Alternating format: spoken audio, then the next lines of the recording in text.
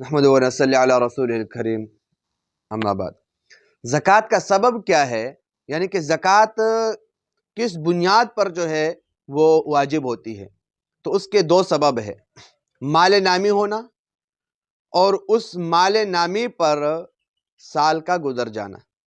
یہ دو سبب ہیں زکوٰۃ کے واجب ہونے کے لیے، اور کچھ اس کے شرائط ہیں۔ سب سے پہلے یہ جو سبب ہے مال نامی، یعنی بڑھنے والا مال، اس میں سونا ہے، چاندی ہے۔ دیکھو نا، سونا اور چاندی اگرچہ رکھا ہوا ہے لیکن بڑھتا رہتا ہے، ریٹ بڑھ جاتا ہے، کبھی کم ہو جاتا ہے۔ اسی طرح چاندی کو آپ دیکھیں تو یہ بھی بڑھنے والا مال ہے، مال نامی اس کو کہا جاتا ہے، چاندی بھی ہے۔ اسی طرح جو زیورات عورتوں کے پاس ہوتی ہے اس پر بھی زکوٰۃ واجب ہوتا ہے۔ جس عورت کے پاس یا مرد کے پاس 7.5 تولہ صرف اور صرف سونا ہو تب بھی اس پر زکوٰۃ فرض ہے۔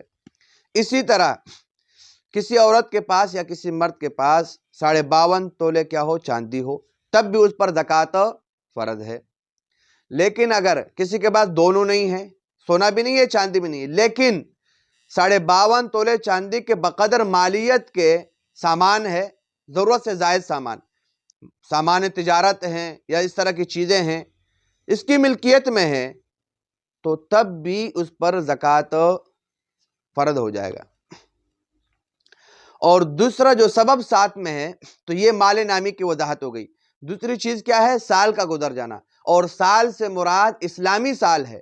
یہ بات یاد رکھے، عام طور پر ہمارے ہاں یہ غلط فہمی پائی جاتی ہے، لوگ کہتے ہیں ہم جنوری میں زکوٰۃ ادا کرتے ہیں، فلاں مہینے میں زکوٰۃ ادا کرتے ہیں۔